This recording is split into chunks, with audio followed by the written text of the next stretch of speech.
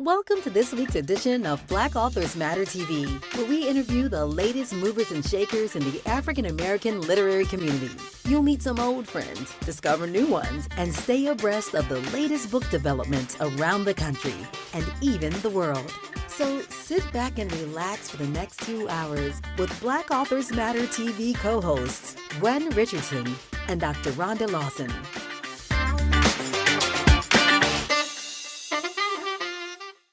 Good evening and welcome to the November 12th edition of Black Authors Matter TV.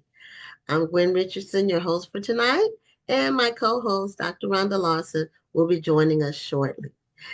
We have a very special night tonight because tonight we interview our 700th guest. That's right, we've interviewed 700 different people on this show since we launched it in July of 2020. And that's not 700 interviews, that's 700 individual people, because we have had some people on more than once. And so 700 people in the literary arena, and we're excited about it. So thank you all for supporting the show, and thanks for tuning in. If I sound a little nasal, I'm getting over some weather change issues here, but I'm feeling better. So our first guest is actually not the 700th. The 700th guest is guest number 2 for tonight. But our first guest has been on the show before. She's not a stranger to Black Authors Matter TV. And she has a brand new book that just came out a week ago. So she's going to come and tell us about her brand new book, and it's called All the Greatness in You. And we welcome back Tameka Brown to Black Authors Matter TV. Hey, how are you doing, Gwen? I'm great. I said if I sound nasal, I'm getting over some stuff, but it's that time of year. Absolutely. And, yeah. I had to take a cetirizine or a Zyrtec before I got on here too. So yeah. Well, yeah, I do that, but I actually do some other stuff. I take vitamin C, and when I start to get something, I do extras. I load up on it. Yeah. But I take vitamin W. Vitamin W. Water? Wine. Oh, wine. You know what? I need to start doing that occasionally. The last wine I had, Rhonda, was when we were in New York for the Harlem Book Fair. That's the last time I had some wine, and that was September. And I'm not really a drinker. I'm a lightweight, and it doesn't take much. But I'm going to start imbibing a little bit more in the evening. Don't let me be a bad influence on you. The red wine is good for the stomach. Good for what else? So a little bit. Yeah, well, I like white personally, but so is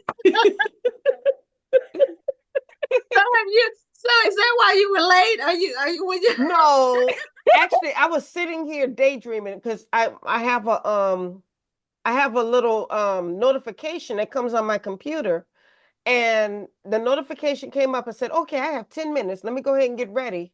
And then I started daydreaming, I guess, and next thing you know, it was 8 o'clock. I was like, oh shoot. Yeah, that little time span in there where I'm waiting for the show, I'm sitting waiting, checking things and all that, and then before I know it, it's time. That's exactly what happened. Yeah. Tameka, we don't want to take a lot of time for your interview, but congratulations on your new book. Now, which book is this for you? Which book number is this for you? This is book number 7. Number 7. And you've been pretty busy. Seems like since we started the show, you've been on every year, I think, and every year you've had a new book. Yeah. I think the first time I came on, was it right after with Brown Baby Lullaby? Yeah. I think maybe that was it. And that came out in 2020. And then I had 2 in 2022 that came out, another one in 2023, and this one's in 2024. So yeah. You had the Shirley Chisholm book, right? Mm-hmm. Yeah. And then you had the book about the flag. Yes. Mm-hmm. Yes. Okay. Yeah. So, okay. Well, do you have a copy of your new one? Of course, I have it sitting right so here. You can show it to All the Greatness in You. So that child is looking up at the sky and looking at a constellation.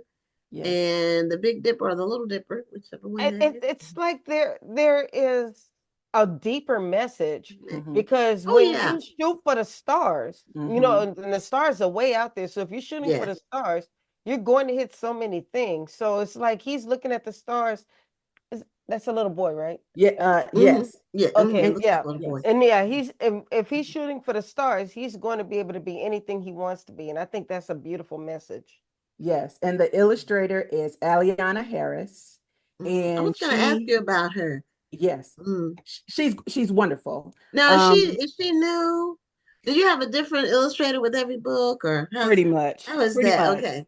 Except for this book and my next book, Aliana is doing both of them. Okay. But all your other books, but your ones. illustrations have always been very beautiful. Yeah. Gorgeous. I think I've lucked out. Yeah, I think I've lucked out.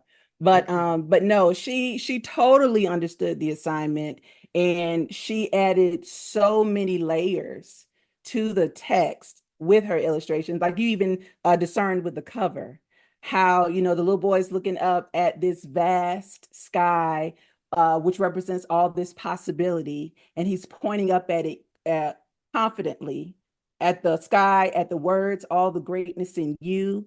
And that's really what the book is about. It's about it's kind of like a joyful ode to growing up and being a big kid. This is literally the follow-up to Brown Baby Lullaby. My editor, after Brown Baby Lullaby was out and doing its thing, she was like, you know, we need a follow-up.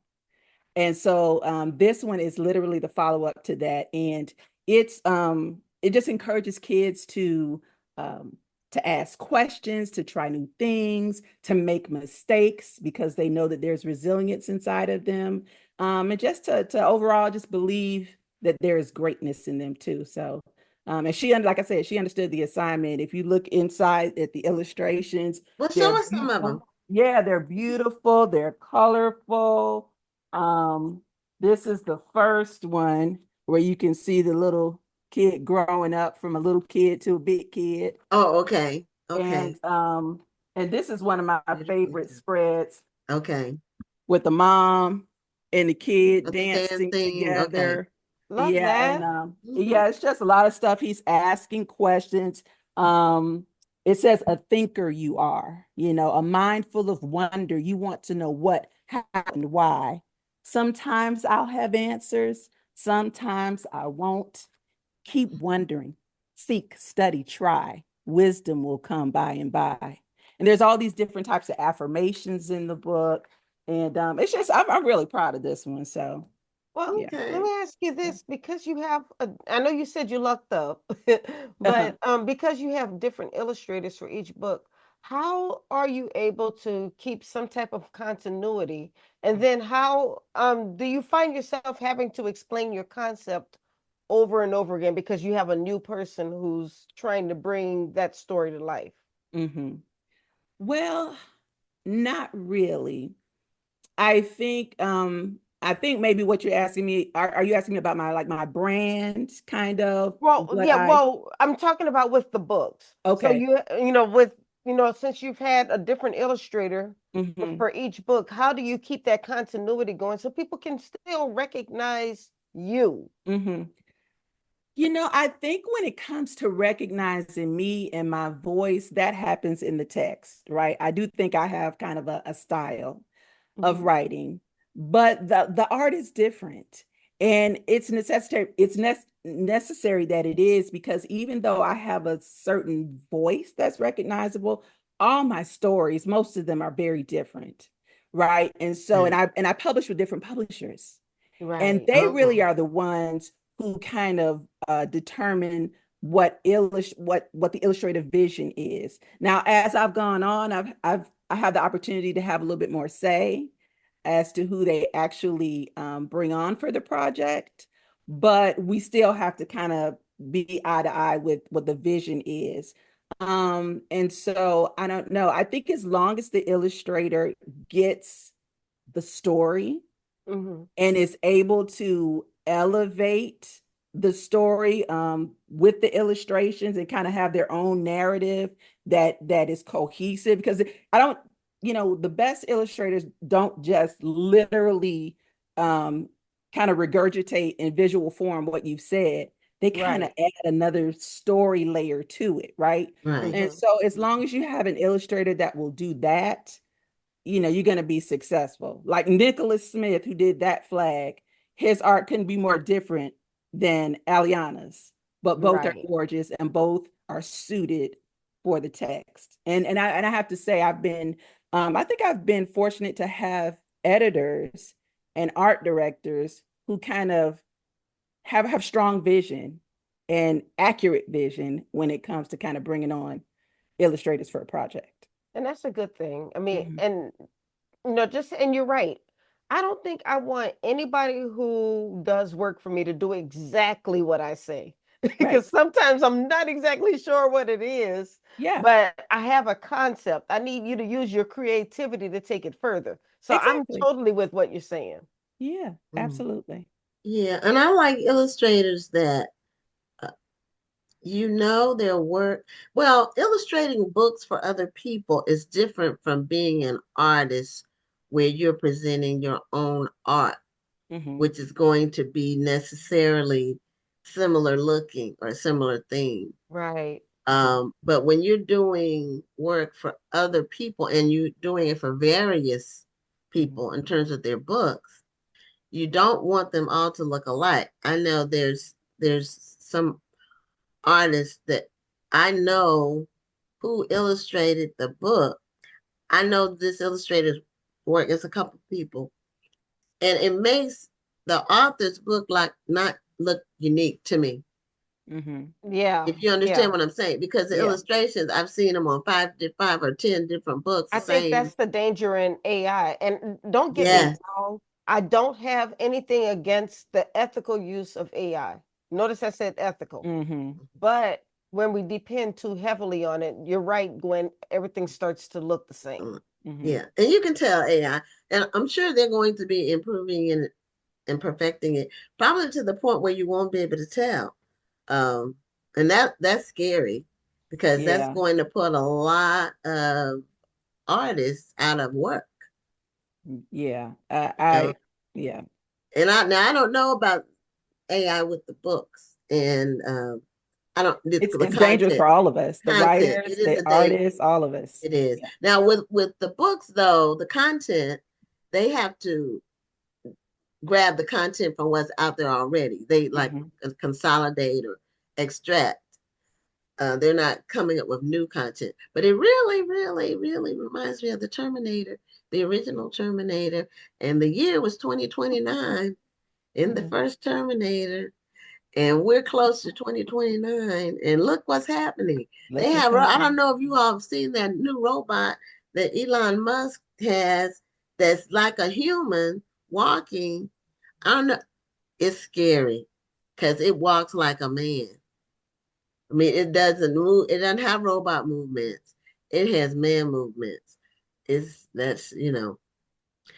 be scared to be in a room with it. It's almost like it's gonna tell you what to do. So we have some brave new stuff coming in the future. We need to be ready and just, be on the lookout. Well, we're not going to get all gloom and doom on the people. No, we're not. I just want people to be aware, though. You have to be aware of what's going on around you, because, you don't want to be ignorant of what's happening, in the world around you. So, especially in the industry, we have to kind of keep our ear to the ground on what's going on, because I know publishers are always trying to figure out how to cut costs, the big ones, especially. So now for your getting back to your books and your writing and your vision. I don't use AI, by the way. Oh, well, I didn't think you did. You already told us about your artists, so we weren't even talking about you, Tameka. And not for the content either. Not for the content either. But but I saw your Black Authors Matter book. Oh yes, every time. Oh. I have mine too. All right. Yeah, look at y'all being twins. I have mine, but mine's in the cabinet. I can go make some coffee real quick. Okay.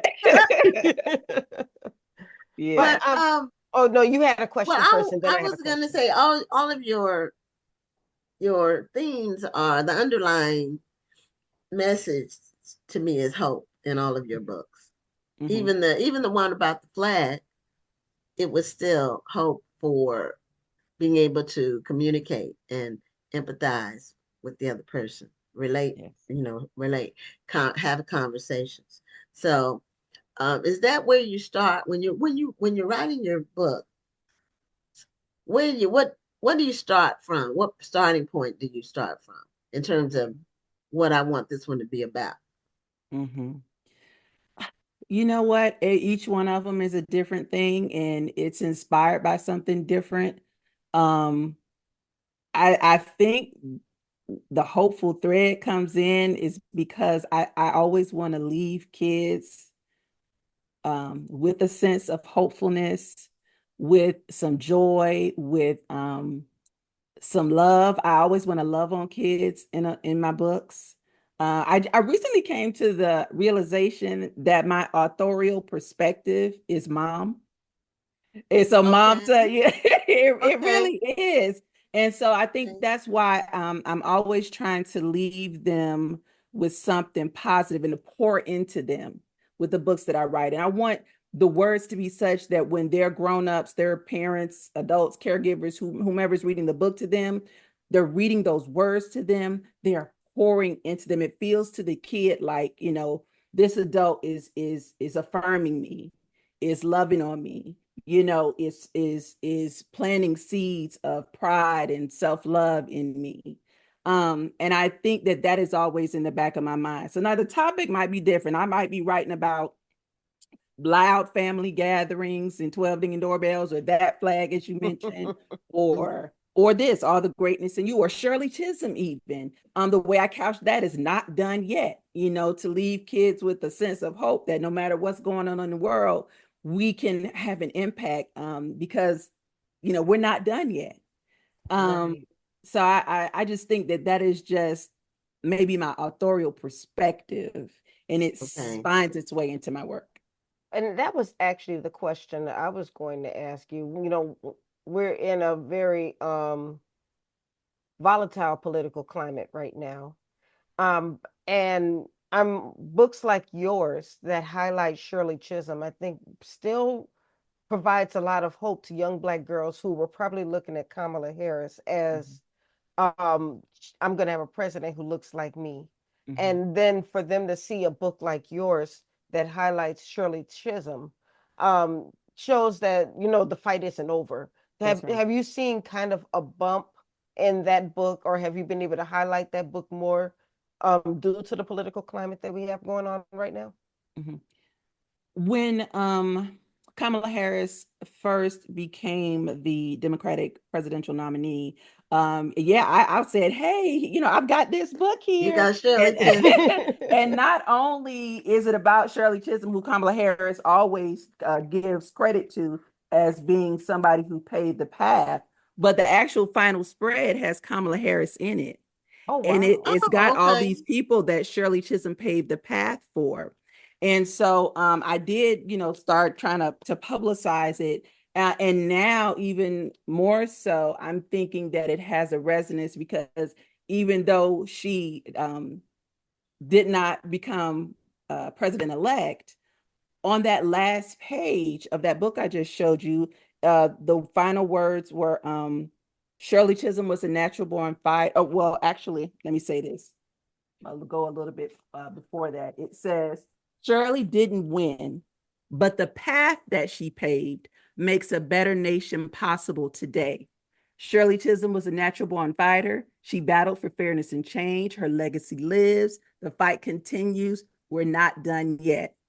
We could substitute that and say, Kamala Harris was a natural born fighter. She battled for fairness and change. Her legacy lives. The fight continues. We're not done yet. So it just kind of shows the continuum. Shirley influenced all these politicians that are on that final page, including Kamala Absolutely. Harris.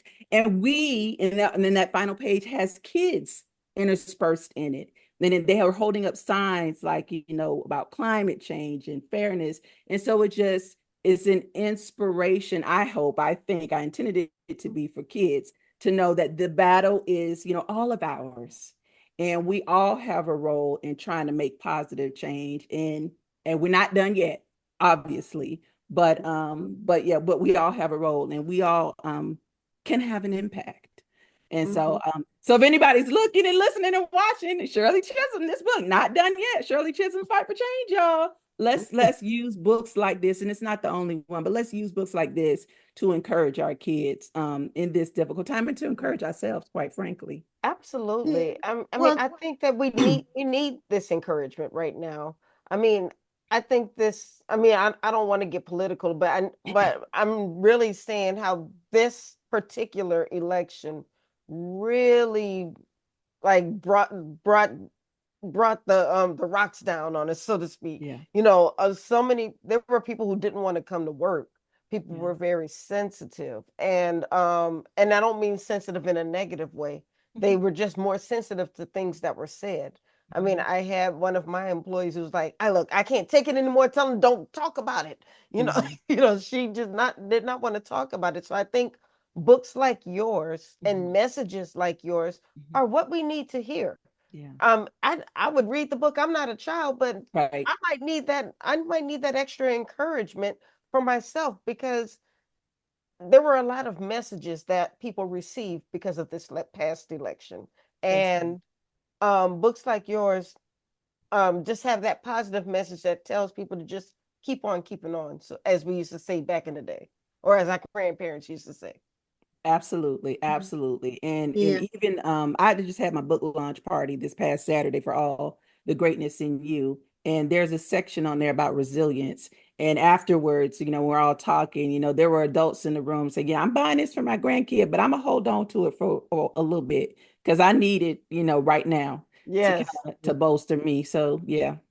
Yeah, it was a really a roller coaster ride, and that, made it even more challenging. It wasn't Yeah. your typical situation where it's kind of a buildup. It was just whoosh and it was over.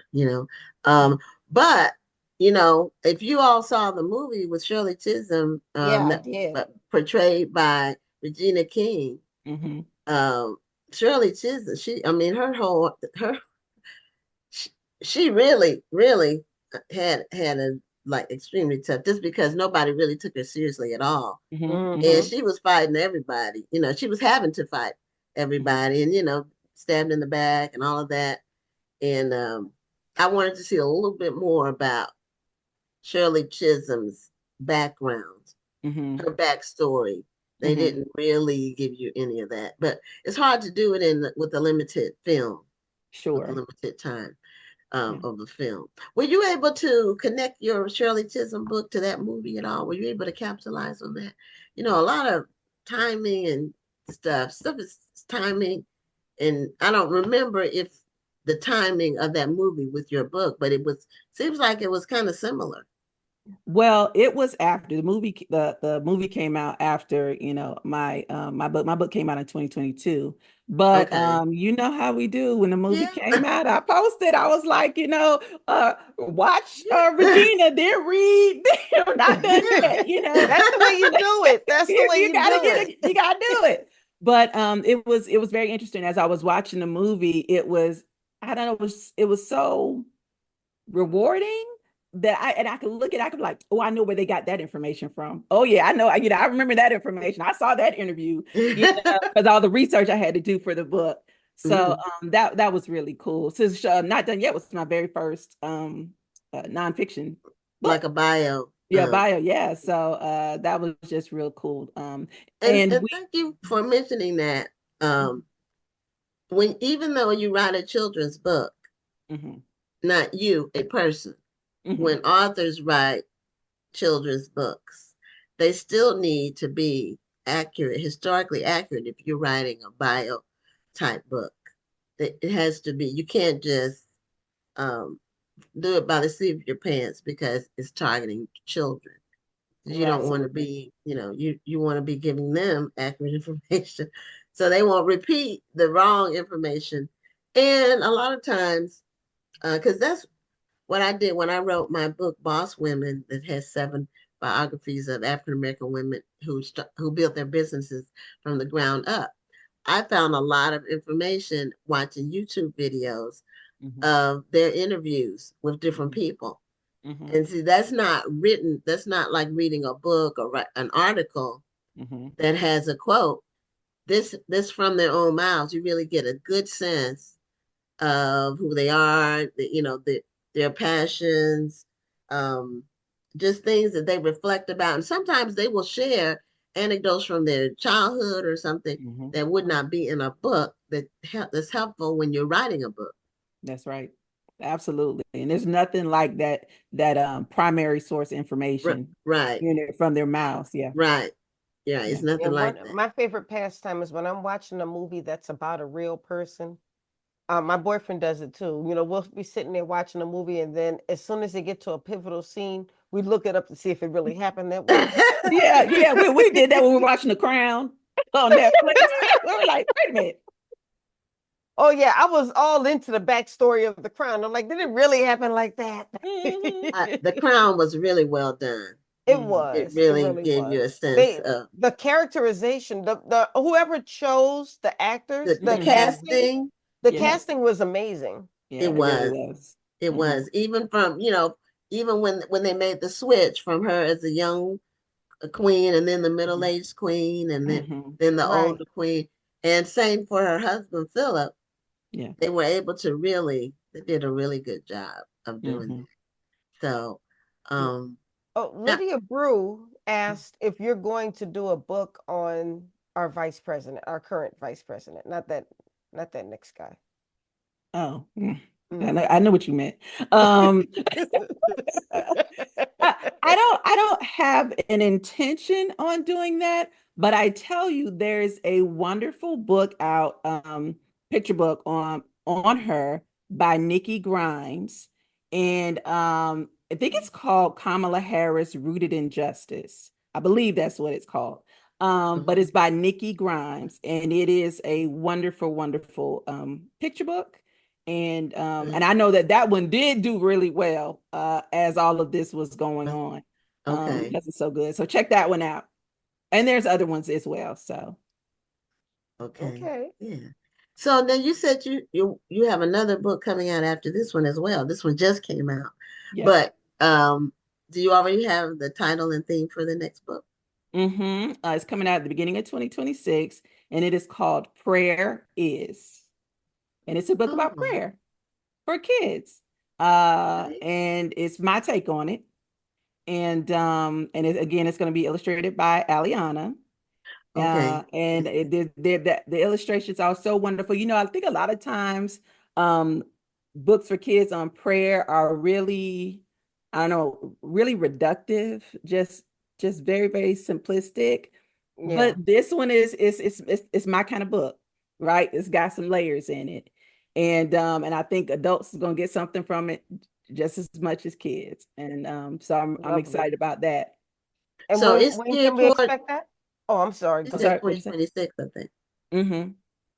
2026. Mhm. Okay. But it's for We were young asking the kids. same thing. Well, I was asking about, is it still for young kids? Like her other Oh, books okay. are all for, seems like the 5 to 8 year 4 to 8, yeah, old. something like Okay. that. Yeah, yeah. Okay. Mm-hmm. Mm-hmm. Okay. So it's in the same age group. Yep, Okay. Well, Tameka, thank you so much for being a guest again on the show. absolutely. And thank you for making us aware of the book. Um, all the greatness in you. I think children need to think of themselves as potentially great. They have Mm-hmm. to have it already in their minds that I can be great. That is And already inside of me, just waiting yes, to be revealed. Yes, yes. Yes. And it's absolutely. it's helpful if parents are able to convey that to their children on a regular basis. Some do and some don't. But if the children don't get it at home, teachers doing it is a good thing too, because children are in school for 8 hours a day or however many hours they are. And Absolutely. if a teacher can now, do you teach? Did you? I do not teach. When my kids were real little, I did 1 year a stint as a teacher's assistant at their Montessori school, but Okay, that's as close as I got. I, And you said okay. that's enough for you. big ups to teachers. They do amazing, amazing work. You have to have a calling. You do have to. You do have to have a heart for children. Yeah. I have a heart for It's special. children, but Mhm. just, as a writer. Yeah. I hear you because I feel the same way. Well, thank you again for being a guest on the show, and we hope to see you soon. Well, when your next book comes out, All we'll right, then. we'll have I'll you be on for here sure. for sure. Okay. All All right. right, Take thank care. Take care, you. y'all. All Good right. night. Good night. Okay, so that's Tameka Pryor Brown. And at the top of the show, Rhonda, I had said tonight was a special night because we're Yes, I know celebrating why. our 700th guest. It's amazing that we have talked to 700 different people That is in a crazy. short period of time. 4 years, a little bit over 4 years. And Yes, that's amazing. it is amazing. And then we should pat ourselves on the back. Um, so our 700th guest is coming up right now.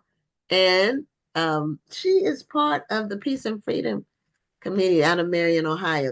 We've interviewed the different Yes. authors that are part of that project, and I believe this is the last one. We've interviewed all the other ones, and so her name is Dana Hanif-Booker, and um, you're fuzzy. Just Oh, wipe the screen off.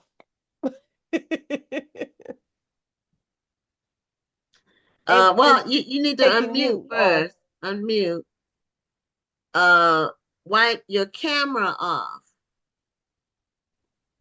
If you're on a laptop, your camera is right in the center at the top. And if you wipe it with like tissue or a cloth or something. She just did. There you go. Oh, there we are. Oh, Oh, oh, but I okay. saw it. I saw it. Yeah.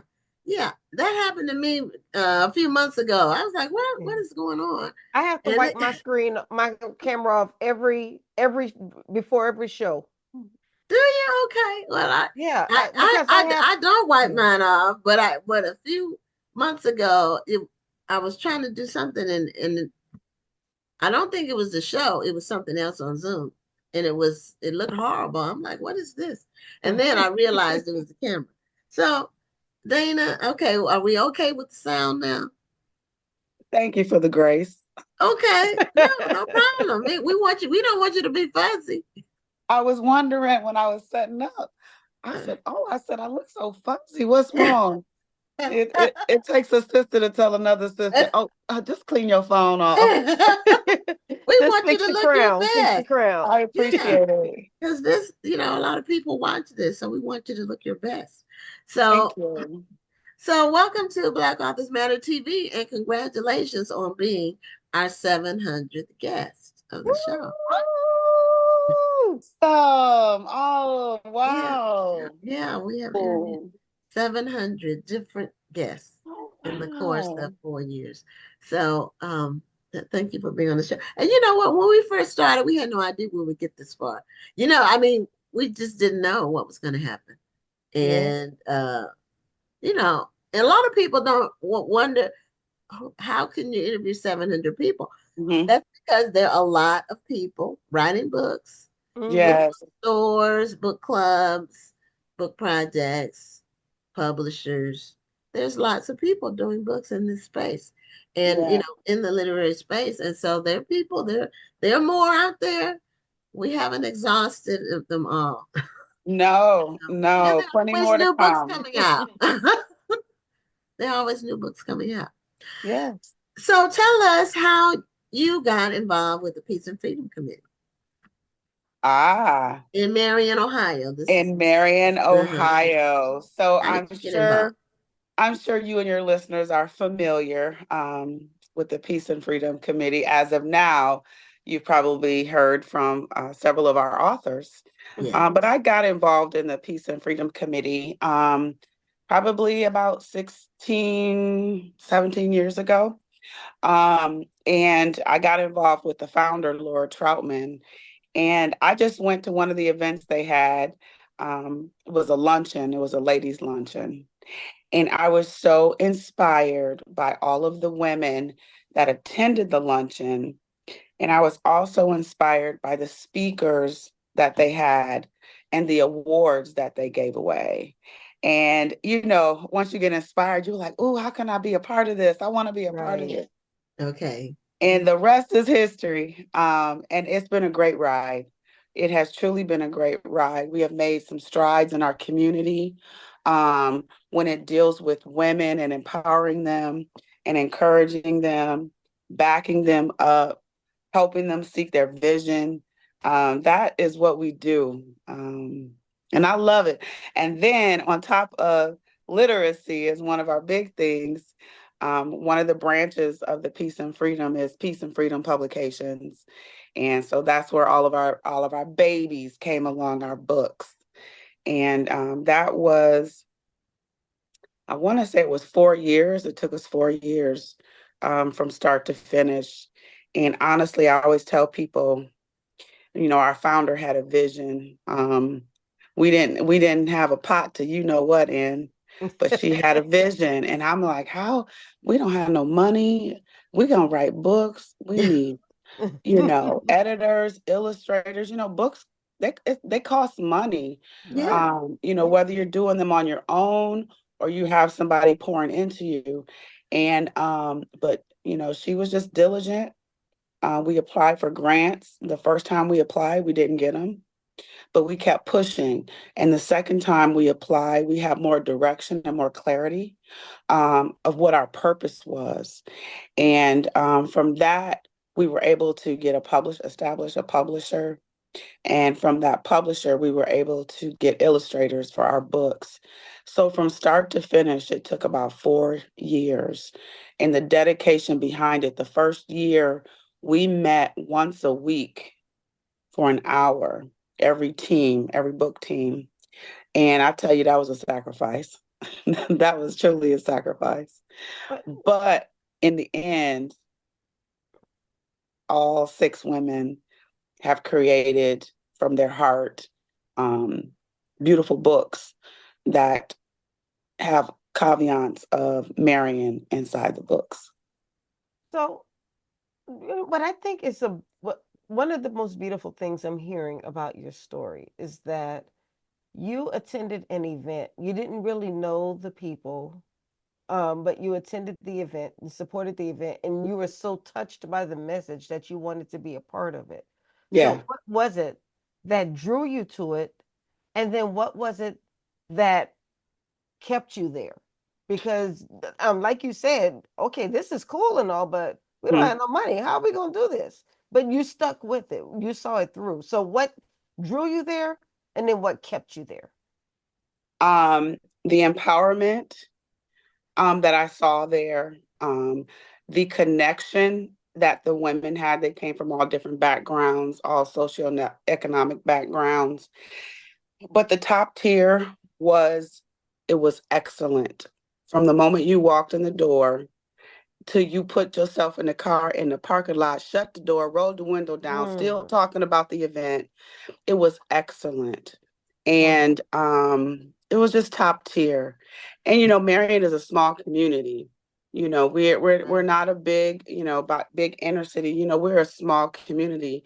And so we have to do things first class. We have to do things with excellence to keep the community engaged. And those were the 3 things that stuck out to me: the empowerment, the coming together, and the excellence of that whole event.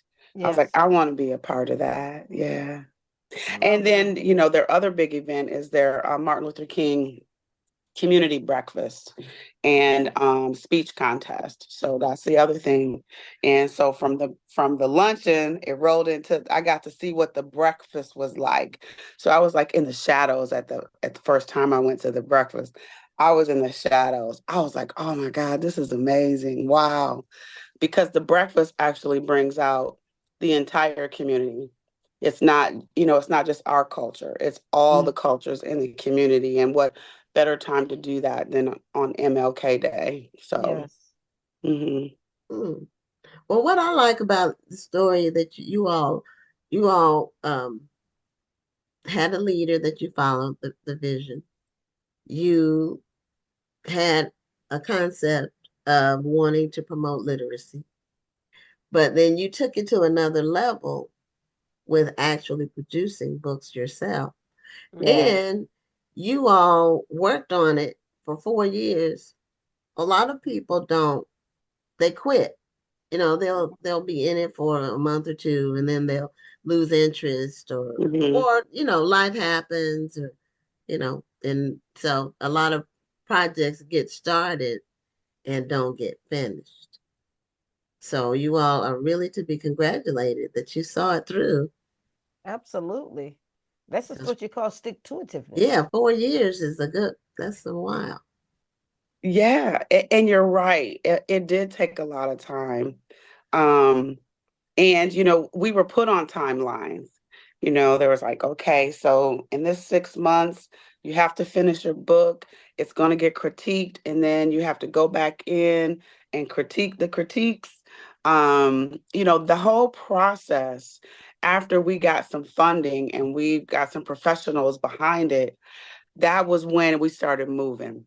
That is when our dollars were put to use. And that was the beautiful part because our books weren't just words on a piece of paper. Right. They began to come to life.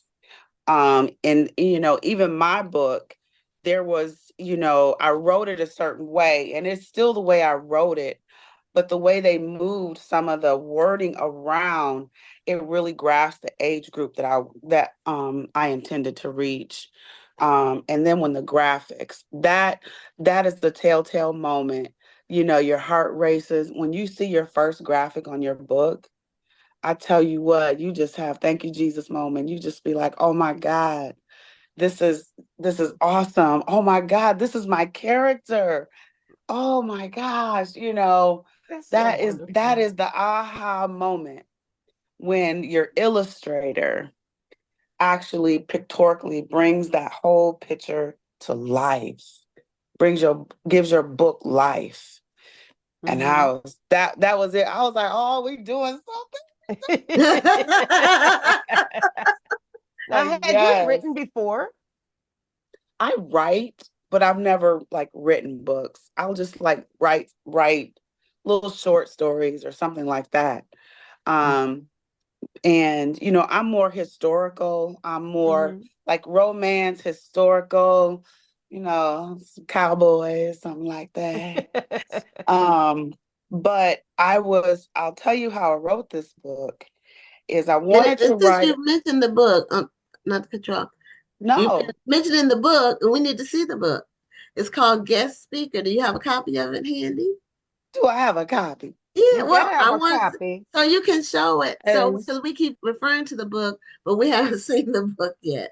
So Oh, it's yes. look at called the popcorn. Guest Mhm. Speaker. Okay, I like the illustrations. I love the illustrations. So And what is Guest Speaker about? yeah, so you see the popcorn, right? Yes. Mm-hmm. Okay.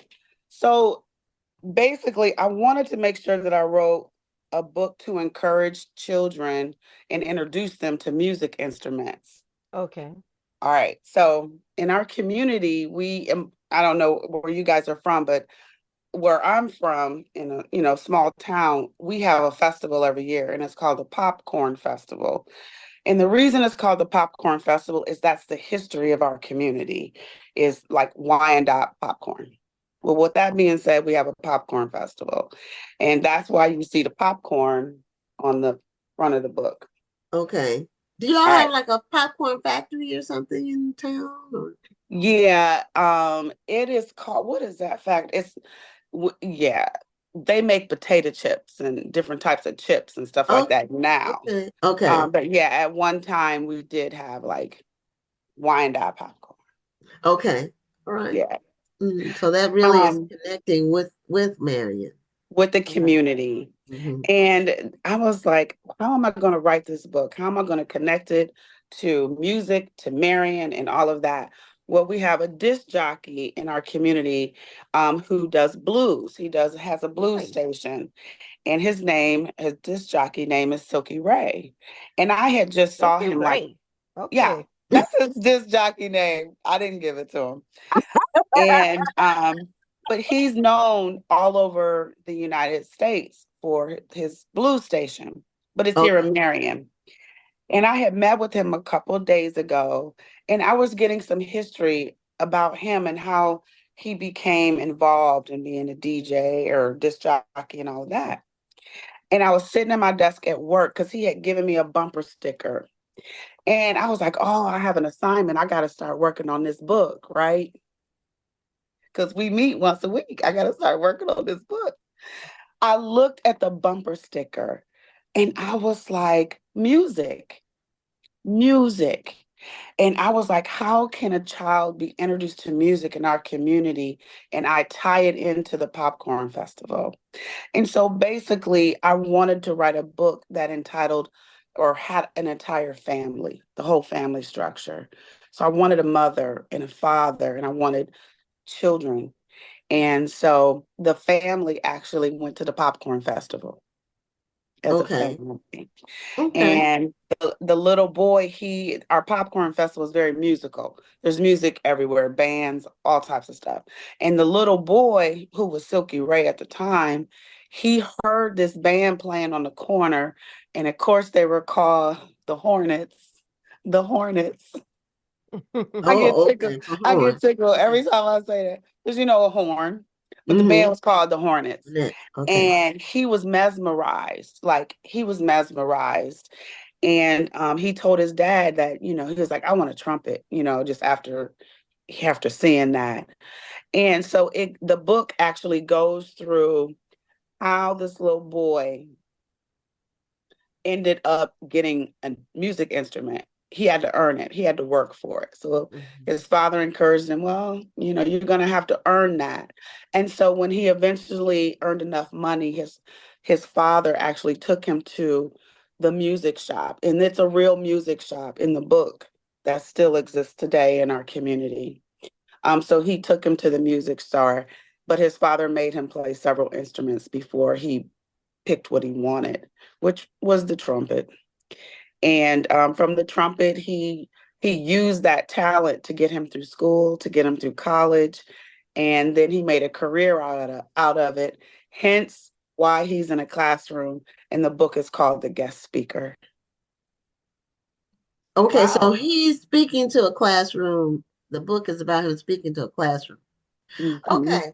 I was trying to figure out the connection between the speaker and the trumpet and popcorn, but now that you've explained it, I understand it. So this is actually about a real person, sort of, kind of, sort of. The character is a real person, not his true story. Right. But the character is a real person that is from Marion. Mm-hmm. We do have a popcorn festival that is real. Right. And the music store that he purchased his instrument from and received lessons from is actually still exist in our community. And so that's the historical part of I the like the book. fact that you're able to, because that's such a full story. And, children's books can't be super long. But Right. the way you describe that story, I can see that as a full book. And you were able to break that down into nugget sizes for children. How do you do that? Well, first it was the character. And I knew I wanted my book to be the guest speaker because what child doesn't like a guest speaker in the classroom aside of their teacher? Oh, we get somebody outside of our teacher to talk about what's going on outside of the school, outside of these four walls. I'm invested. And so I just kind of put myself in that position. And I love music. Like, I love singing. I love dancing. I love that type of stuff. And so that's my part of the book, that I love music. But my son was in the marching band. And so that was some inspiration for me too. Hence, a child of color, a male on the cover of the book. That was important to me. So I think in writing this book, I just kind of took everything that was important that I wanted children to see and learn. I wanted to see children see a structured family. I wanted children to see families do things together outside of the home. I wanted to see that families can agree upon you wanting something, but you have to earn it. And I wanted to also tie things from my community back into the book. And I'm not going to say, I mean, it wasn't easy, but it wasn't hard because I was just I just put my passion in it. So that part. But I tell you,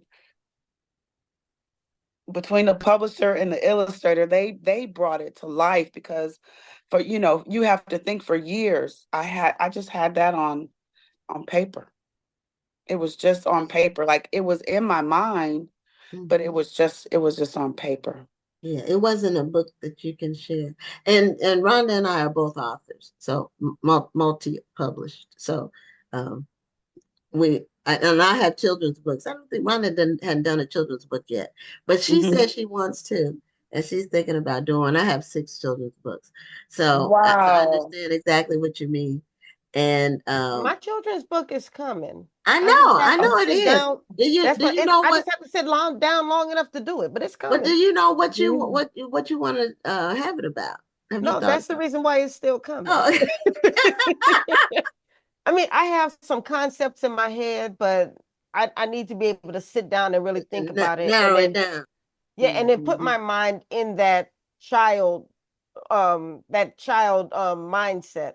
And I think people who write children's books, I really admire how you're able to break down these huge concepts and then break them into a way that a child can understand.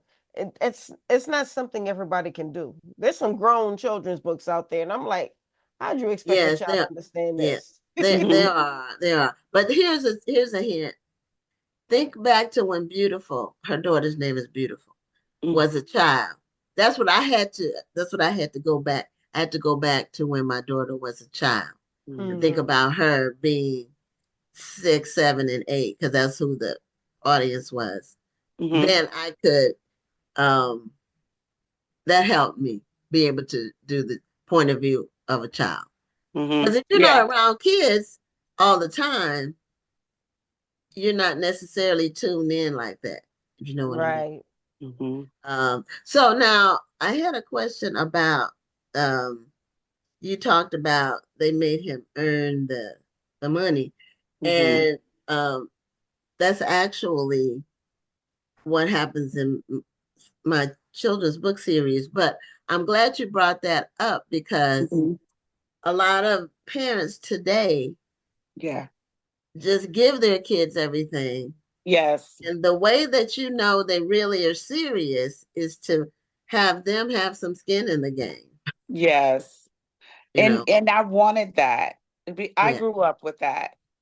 Me too. We didn't we had to earn everything. We got very little. We extra. I've got to say that with my daughter, she did get a lot because she's an only child. However, she grew up with a work ethic. The girl's been working since she was 12 years old. She doesn't like asking me for things because she knows I'm gonna give it to her. So she doesn't want to ask for it. She wants to go ahead and get it herself. And she overcame a huge financial hurdle recently, and didn't ask me for help at all. She told me what was going on, but she said, I'm gonna handle it myself, and she handled it. So I think that when we, even if we're going to give our kids the world, when we teach them those values of doing for yourself and taking care of your money, it's something that will stick with them. Oh, it does stick. Now I was referring to me when I said we had to earn everything. Sylvia, she's the only child too. So she got a lot of stuff. And stuff that when other people who had kids before I had her, or they were younger, and they spent, like, I remember one thing in particular. I'm just telling this one story. When the little Barbie cars came out, now they're popular. They got all kinds now. They got the Mercedes, and they got Jeeps and stuff that the little kids drive in, like ride down the street in. And the Barbie cars cost like $250 or something like that. This was back. So Sylvia's 28, so she was probably 5 or 6. And I remember my friend had bought her child one. This was before I had Sylvia, and she grew up old enough. I said, I would never spend that for or I would never spend $250 for a Barbie car. I didn't even think twice about it. Once Sylvia Yeah, once yeah. she got at the age, she looked so cute riding in her car and riding people. She, was a two-seater, so she Yeah. could ride somebody else in there. But she was just Her excited. friends. So anyway, we Yeah. do a lot for our children. But Mhm. we do have to teach them a work ethic. We have to teach them the value of a dollar. And Mhm. we definitely did that with our daughter. So, and I Yeah. encourage people to do that. To don't just give them money. You have to, because they won't connect the value of a dollar. They just think money grows on trees, literally. They won't think Yeah. about how everything has to be earned. Yes. Say technically, money is made of paper, paper is made from wood. So, I But it mean, doesn't grow on the tree. You can't just go and pluck it. And Right. I know when we were kids, we would tell our mom, and she didn't have the money when we were shopping, but she didn't take us that much. But she would normally go herself. We would say, "Why? Just write a check."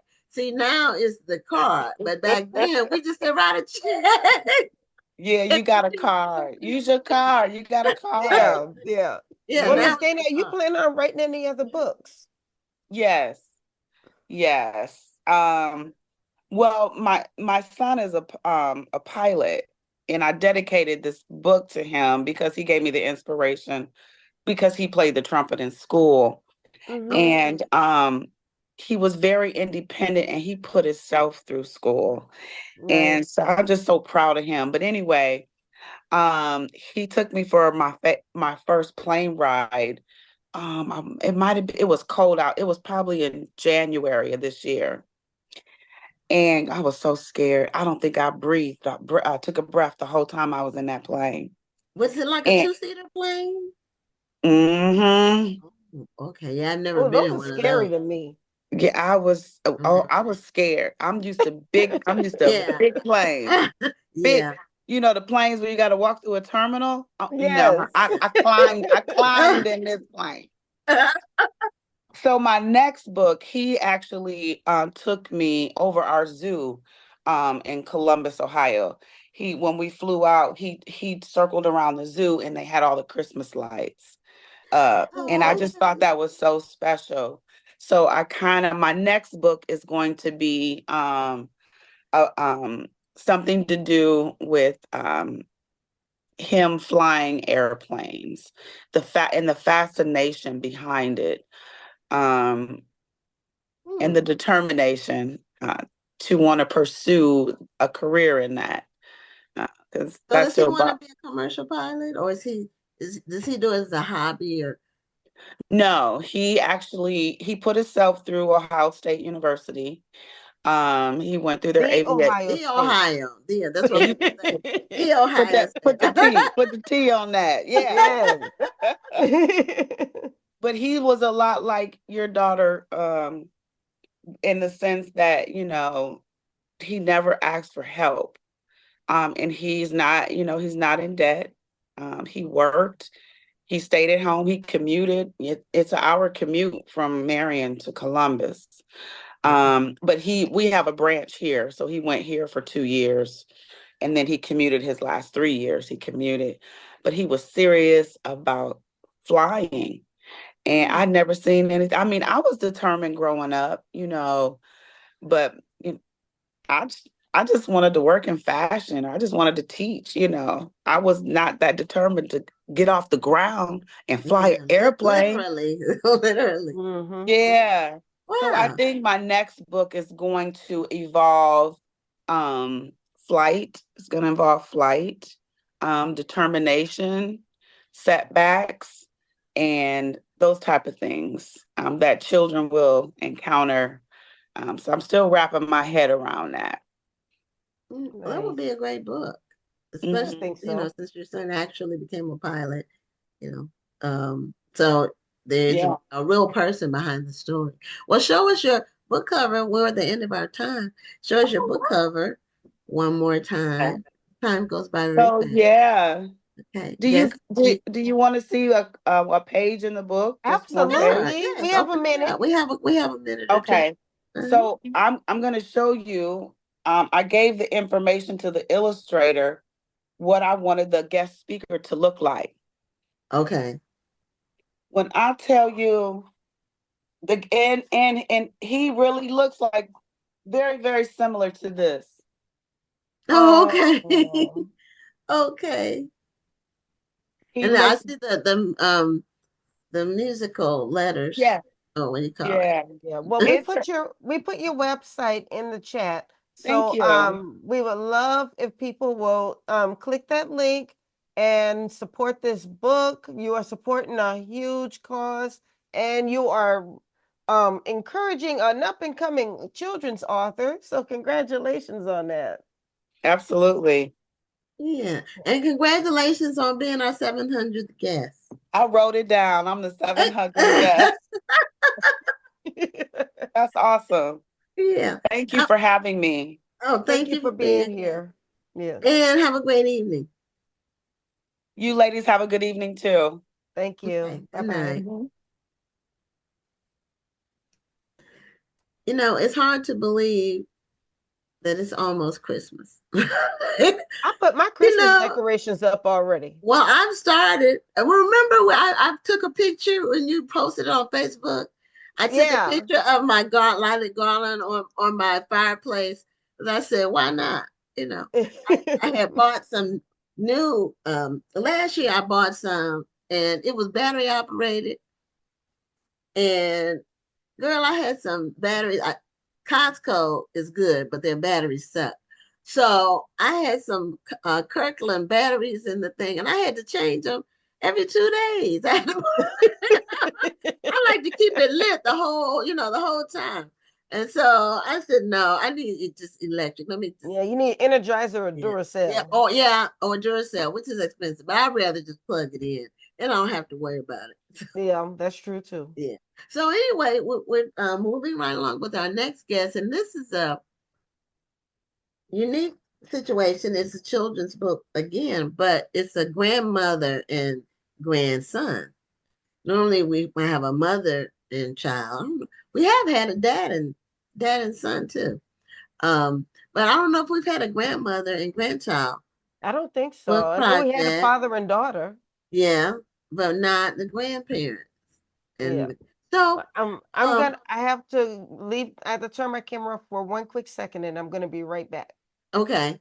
Mhm. Okay, so we are welcoming to the show is Armanette Small Reed and Carter. Is it Carter Reed? Oh, you need to unmute. Look at the Yes, audio. that's Okay, there correct. you go. Yep. There you go. Okay. Hey, Carter. And hi, Hey. Carter. And you all have a new book called Broken Crayons. And you all are part of She Publishing Yes. LLC. And they are friends of the show and also sponsors of our National Black Book Festival event. So, welcome to the show, and we're pleased to have you with your book, Broken Crayons. Do you have a copy of your book with you? Yes. Can you show us the cover? Move it to where the camera is so we can see the whole cover. Okay, there you go. Put it a little bit closer to you. Okay, and it's Carter's copy. That's your copy of the book. Mm-hmm. So Broken Crayons, I see crayons and I see feet. So what is the theme behind the Broken Crayons book? What is the story about? About bullying. Go ahead. Expound on it. Go ahead. It's about bullying, and when kids bully, well, it makes people sad and want to hurt themselves, and I want to stop all that. Mm. Okay. So the broken crayons that are on the cover is like the bullies, those are like the bullies' feet. Is that what it is? And they're breaking the crayons. Is that No, tell her how you came up with the no? title. Okay. Tell All her right. how I don't want to read into it. I don't want to read something into it that's not there. So what is that? What does that represent? What is the illustration of the broken crayons and the shoes? What does that represent? That represents bullying. Bullying. Okay, so how is it representing bullying? That's why I was asking, are the shoes breaking the crayons? Are they stepping on somebody's crayons?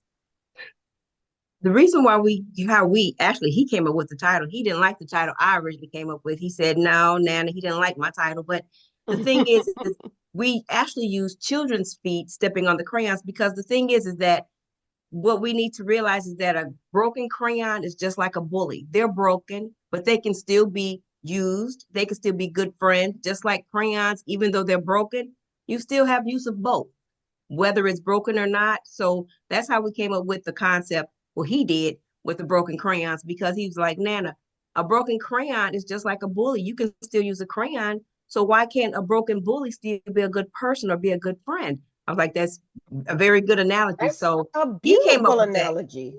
He came up, not he didn't like my title. He came up with that. But we don't want to talk about what I thought. So you don't want, okay, I was going to ask you what was your title, but you said you're going to Just say it. Well, my title was on the secrecy. no, he wants me to, it's actually on the back of the book of how we came up with it, but I said the person who sits next to me, and I had death with children, and some of the faces had question marks to symbolize that the bully could be sitting right next to you and you might not know it. But he said he didn't like that concept because he wanted it. Well, that's kind of sound like a knowledge book. Or a knowledge book. A real big book for teenagers. Okay. Oh, okay. Okay, this sounds like a children's book. Well, Yeah, you he know said it what? was too big. Congratulations for knowing your audience, because there are grown folks who don't know their Who don't audience. know their You knew audience. exactly who you were writing to, and I love that. True. That's true. That is very true. It's important to know your audience. And apparently Mhm. he knew his, but Karter had the misfortune of being bullied in the first grade. So he started experiencing bullying at a very young age. Yeah. And I was taking him to school and he was like, Nana, why are kids so mean? And I was like, oh, okay. So it just seemed like the conversation started from first grade. So we've been working on this book since the first grade. He's And now what in the grade fourth. is he in? He's in the fourth grade. Okay. So is he 9? He just turned 10. Turned 10. Okay. All right. Yeah. Well, bullies have been around a long time, Karter, because we had bullies at our school when I was a kid. Me too. And so they're not new, but it seems new for each kid because it's so personal. Yes. That's one thing about when you're being bullied. It's really hurtful because you don't know why they targeted you. Right. And then you don't know what you can do about it a lot of times. Yeah, very true. Mm-hmm. So you're the first, we've interviewed 700 guests. Actually, you're the 701st or 701 since we've had the show. So we've never had a grandmother and grandchild author combination, co-author. Yes, well, thank you for being our first. So thank you. The 701st guest. Yes. But the first grandmother-grandson duo. Yeah. But thank you for having us. Thank you. Yeah. So how did your project get off the ground? Like, when did you decide you're going to actually do a book and then proceed with it? Well, actually, it was in the first grade. That's when we started having conversations. And during that time in first grade, Karter was, in first grade, you're writing those small words, the and the and those things like that. So Karter and I started writing. So he would tell me his thoughts and then I would write them down. And as time went on, we just kept compiling different things, and then we kept going. And it seemed like he always had an experience or a thought. And he would always come home and he would be like, Nana, I wish people would just speak up, just say something. And I was like, okay. So we started talking and writing and we came up with something behind that. And then he started talking about words hurt, Nana. I said, words like what? So he started giving me words, and we wrote something about hurtful words. And then he was like, I want to choose to be good. And he always said, Nana, I want to be a good boy. I want to be good, Nana. I just want to be good. I said, okay, so that's something you choose? He said, yeah. I said, what else do you choose? And he said, I choose to go to school every day. I choose to make my parents proud. So from there, he was telling me what his thoughts were, and we took it from there, and we just started writing from then on. And so I am truly proud of Karter and how far he has come with this book and the message that he's sending out to students, to kids, about being good stewards. And if you see something, say something. So he is truly trying to walk the model of the book, which is great. To be 10 and to try to walk in your truth or walk in how you feel, to demonstrate it to other kids, I think it's amazing. I think it's amazing as well. And I also think it's amazing that he wanted to do this, or you're on here. I'm gonna talk to you. No, that you wanted to do this in the form of writing a book. Are you a big reader? Do you like reading books? Is that why you decided to go the route of writing your own book? Sometimes. So So what made you want to write? Because I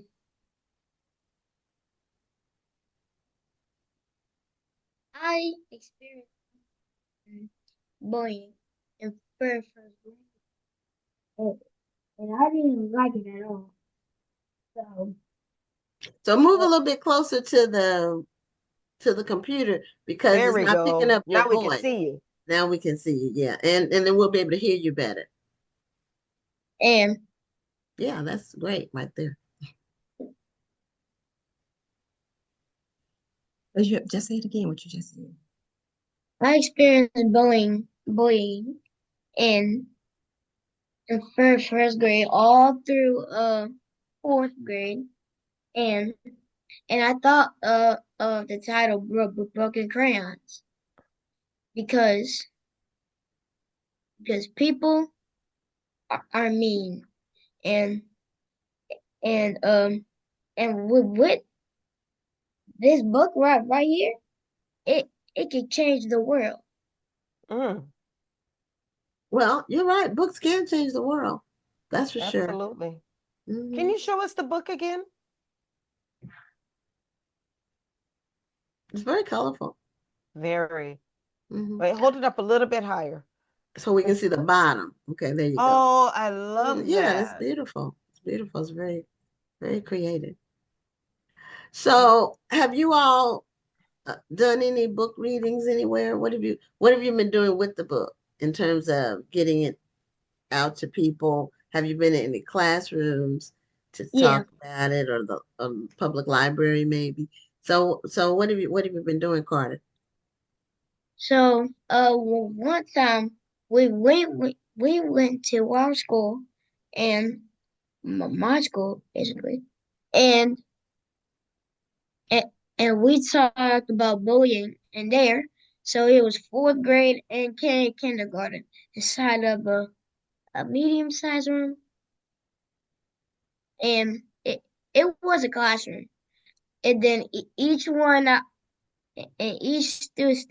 that I picked, well, for each and every answer, uh, they got a candy bag or a chip bag or a book bag or a book.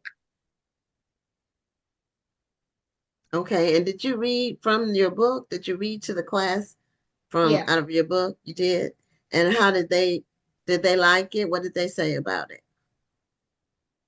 Mm, all they did is just clapped. Oh, they clapped, but that's good. Yeah, Clapping, that's that very means good. clapping means they liked it. And he asked questions behind. Oh, now we can't hear you, Armanette. You can't hear. Okay, can you hear me now? Yes. Yes. Okay.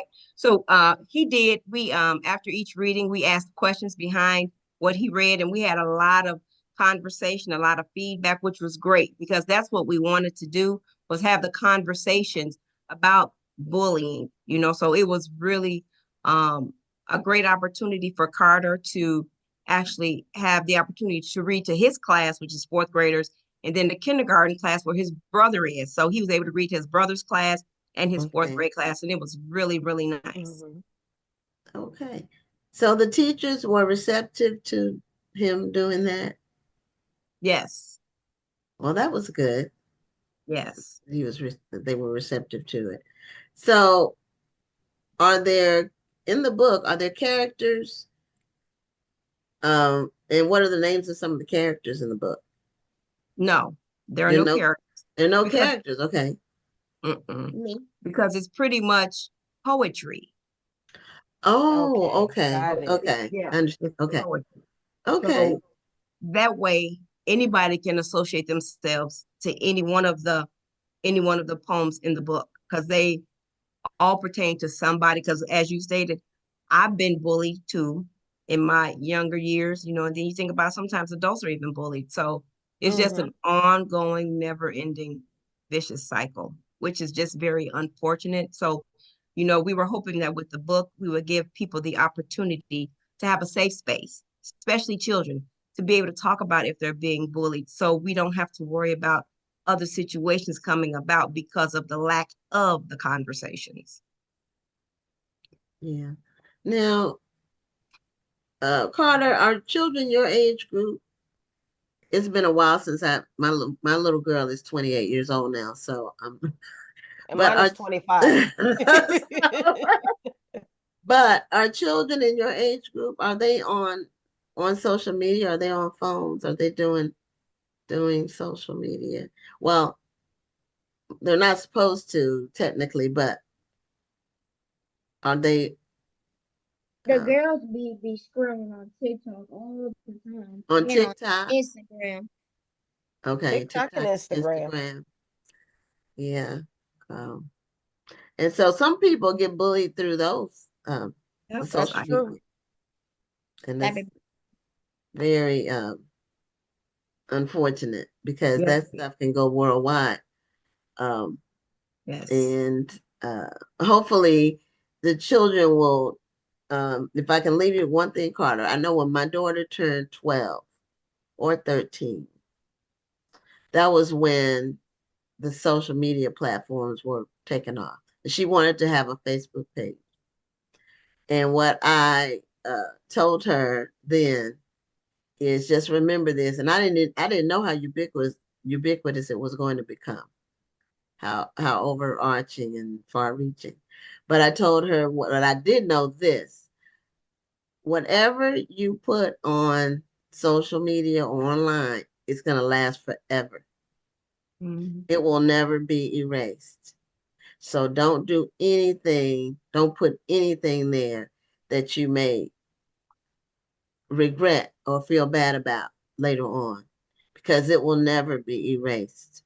So I really am glad that I emphasized that with her. I kind of drilled that into her. Don't put anything out there that you wouldn't want me to see. That was really her, the measure for whether or not you should do it. But the main thing is it lasts forever. So it can affect you in the future with going to college or getting a job or whatever, because it's forever. And now they check people's Yes, they do. before you get hired. They check you out. That's one of the steps, you know, before you I don't and I'm not even in corporate, but I know they do it. No, Yes, they do. you just never know who see it because I ain't gonna Yeah. lie. When we know we have somebody new coming, we like, who is this person? Let me check them out. I'm not trying to spy. I just want to know who it is. Who it is. I mean, because who you Yeah, are, what you're putting out there. And some people just put some things crazy. out there. I'm like, what are they thinking? Right. You know, what are they I, what I are they will planning? say, I will say that when my daughter was, I believe she was maybe 13, maybe 14, she Okay. did something that I did not like. And it was because she used to have a YouTube channel when she was younger. And I didn't mind her having a YouTube channel because it was very harmless. But one day she did something on her YouTube channel I didn't like. And I told the way her punishment was, all right, you're going to be on social media, so you need to do a YouTube video about why you shouldn't be doing this. Absolutely. Yeah, so Okay. I made her study up on the ramifications of doing what she did. And I had her do a YouTube video. And the first time she did it, she had her friend over and they were giggling through the whole thing. And they did all the tips I told them to do, but they were giggling and she didn't take it she didn't take it seriously. I was like, all right, that's cute and all, but you're gonna do it again. Right. So I made her do it again, and this time take it seriously because I wanted her to understand that you, like, just as Gwen said, you can't put everything on social media. No. Absolutely. Accountability. Absolutely. Yeah, Mm-hmm. it's forever. It's never going away. And what I did with Sylvia, I told her she could have a Facebook page, but all of her friends, I would have to have access to it so I could check to make sure anybody she befriended on there became friends with, I approved that they were, Absolutely. so I would know who she was connecting with. Well, one of the people posted something. She was 12 or 13. One of the people posted something very, very sexual. It was totally inappropriate sexual. It wasn't a picture, but it was language. And I told her, I said, well, who in the world is that? You need to unfriend that person immediately. Well, what happened was it was a close friend, parent. I knew the parents, and she created like a fake name. She did a page with a fake name and all that. Oh. And so her parents didn't know she even had Facebook because she wasn't supposed to have it. And so I thought, I said, well, should I tell? And because a lot of times parents need to know things. You And read it. Absolutely. I surely did. And but the thing was, the way it happened, it was really God did it because they came to our church that Sunday and they don't even attend our church. They were there visiting our church because somebody was getting baptized, and I saw her. See, that was God. They never come to our. They're not members. She was there, so I told her. I didn't tell her what was said. I told her she has a Facebook page. She's posting some inappropriate stuff, and you need to know. She said, Mm-hmm. "What? I didn't even know she was on there. She's not supposed to be on there." See, parents need to know what's going on. They can't Absolutely. have their heads in the sand because, that's the way a lot of children come to harm. Just Yeah. the parents not knowing what the heck is going on with their child. And so, um, uh, getting back to Carter, I'm glad that Carter, that you have made a decision to be proactive, meaning you are taking action in your own hands and not just sitting around complaining about it. You are letting other children know that And it's a problem and mm-hmm. how they should handle it. And we just applaud you for that. Well, another thing I applaud you for is recognizing that even though a person may be a bully, they may still be a good person. Like that, a broken crayon still colors. A broken crayon still makes beautiful colors. And the fact that you recognize that at your age says a lot about you and a lot about your mindset. So I hope that you'll continue to write more books. Do you want to write more books? Yeah. Awesome. Do well. I think the idea that that's a metaphor and that's a big word, but you created a metaphor at your age, and you might not even realize that that's what you did, but that's very creative.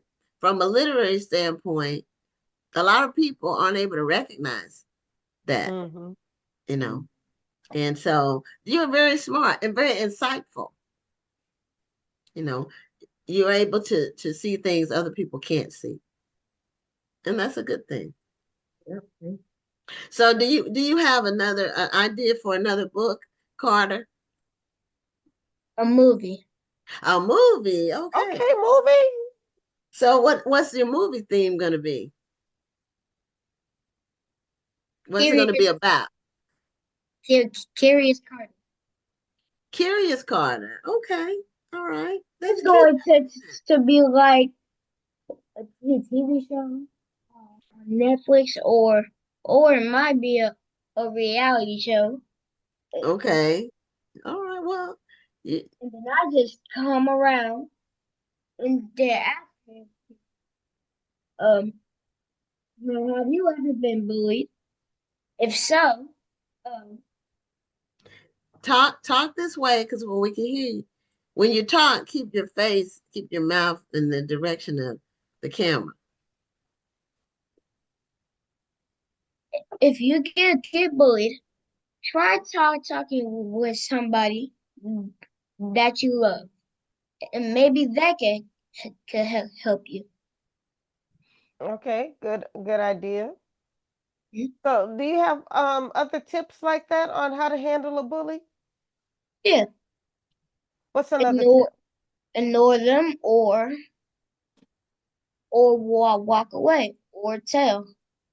Okay, ignore them, walk away, or tell. You know, even when we become adults, sometimes in the workplace there are people who are bullies, and though we have to use those same three things: ignore, ignore them, walk away, or tell. Yeah. Sometimes the same thing happens when you're an adult. So, Mm-hmm. uh, as you grow up, at least you're recognizing how to solve problems. Well, do you have school tomorrow? Yeah. Well, you So we better don't go to want, bed. yeah, you we don't want to keep you up too late. Where are you all tuning in from? Where you all live? We're in the south suburbs. So we're Uh, in Illinois. We're in uh, Illinois. Illinois. Okay. Uh-huh. Okay. All Yeah, right. you guys are with She Publishing, right? Yes. Mm, Yeah, Which yeah. has my been girl amazing. Shanika. Yes, he is amazing. She, And Carter and I, we've been able to get the book published in the library. So we have it in two libraries out here. oh, Um, wonderful. That's and wonderful. we have a speaking engagement on the 21st at a school. It's family reading night. They've given Mm-hmm. Carter and I an hour to read and to talk about the book, and Carter will do some reading and I'll do some reading. So and the book too is very interactive in the back. We have something called a bully oath. That's where if you see something, you say something, and we want you to sign it and date it, that you commit to not being a bully, that you want to do the right things and make good choices. We have a crossword puzzle in the back. We have something called Let's Talk About It. If you've ever experienced bullying, how did you handle it? What did Mm-hmm. you do? Let's see if you want to show them. Okay. Here's the page. Oh, okay. All right. That looks like a word find. I love word find. Yeah, we Yeah. did that too. So we wanted Okay. them to be able to do something in the back to, crossword, scramble. Activity. Yes. Hmm. Okay. That's really nice, Carter. It's a good way to channel your energies. If you're Absolutely. down about being bullied, going through this book, you're learning lessons, but at the same time, you're not so much thinking about the bully anymore. You're thinking about the games and the book. So it channels your energies and channels your thoughts. So that's a great idea. That's a good job. Good Yeah. job. Well, congratulations to both of you, and Thank you. Carter, you especially. And Thank you. we're looking forward to big things from you, and just keep going and keep sharing and keep encouraging other kids. Absolutely. We will. He will. Okay, well, you all have a great night, and Thank you. And thank you both. Thank you, Dr. Rhonda. And thank you, Gwen, for having Carter and I on your show tonight. We greatly appreciate you. And thank you both. And no thank you for problem. joining us, and thank you for what you're doing. I think it's beautiful, and I encourage you to just keep going. Thank you. Yeah. We will. Excuse me, Dr. Rhonda. Yes. You look like someone from my school, Oh, Mrs. really? He does. Oh, well, I hope that's a nice person. He's wonderful. He's Oh, wonderful. Yeah. And, awesome. and Oh, people bullied me about my stuttering. So Mrs. Weston taught me how to not to stutter. And you look exactly like her. oh, Oh, okay. she must be Wow. a good You have a person. I like her. double. You got a He is. twin. That's a compliment. It is because we All love right, her. thank So yeah, you. Thank you. yeah, I appreciate that. And keep going. We all get bullied when we're young, but when we get older, we learn how to overcome that. And we're able to face adversity because of that. So I know that that's gonna be your case as well. You're gonna be able to face adversity when you're older. Yeah. okay. Thank You you all for have a great having us here. evening. Thank you for Okay. having us here. Oh, Thank you're you. welcome. Bye-bye. Good Thank night. you. Bye-bye. Night. Okay, so that was now Lydia says 701 and 702, but no, Lydia, because if they are on the same time, if they're on at the same time, They they're count as considered one guess. one guest. So that's the way we count it. So anyway, for those of you out there who may have been wondering the same thing. So our final guest is Debra Owsley, and she is an author, but she also does creative projects for book events and Yeah, um, I know. I need to call Deborah because we didn't get to do what we were supposed to do last year, so we're gonna do it this year. I don't know if she knows that yet, though. oh, okay. Well, hi Deborah, welcome to Black Authors Matter TV, and we need to unmute so we can hear you.